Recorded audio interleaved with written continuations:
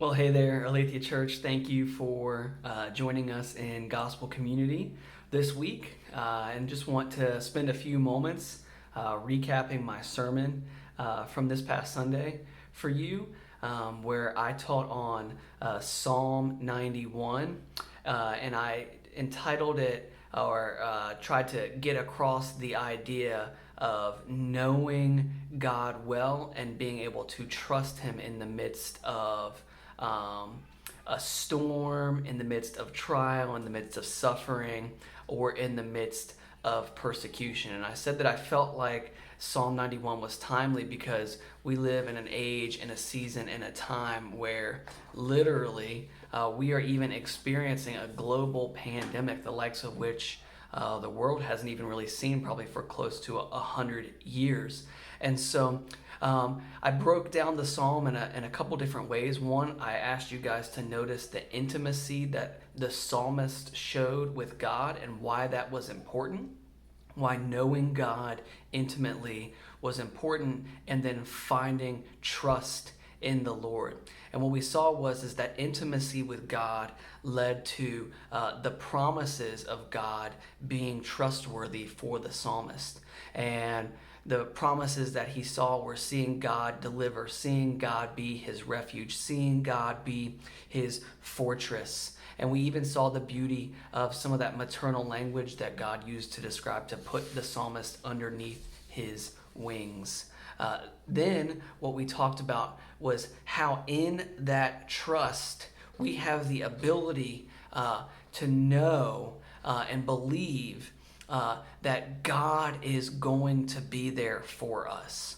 And that God himself even makes a list of promises to the psalmist, saying that no one, right, will bring pestilence on him, that God will deliver him and take care of him, and that ultimately we can trust God. And so lastly, what I wanted to talk about was then how God, in declaring that he is trustworthy, how knowing him and walking with him can sometimes still be difficult. And I pointed out three things that I hoped we would see about this psalm, because even in this psalm, if you remember, Satan quotes this psalm to try to confuse Jesus when he's tempting him. And so it's easy to read a psalm like Psalm 91, and then when we face trials or temptation, become confused as to why God is allowing us to face suffering.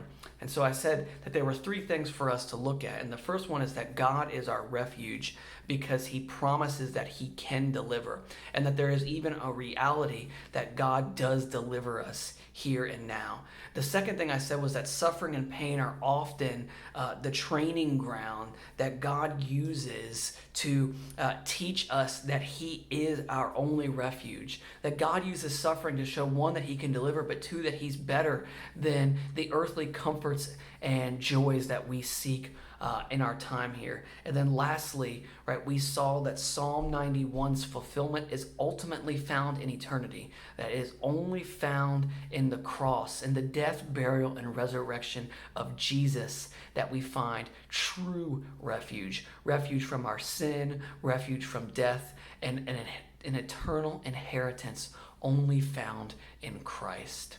And so I hope that you guys spend some time talking through the implications of what it means to trust God fully, and that in this time, that this psalm will be used by God to lead you to a greater knowledge of him and a deeper love for Jesus. I love you guys. I'm praying for you. Go and be the church this week. God bless.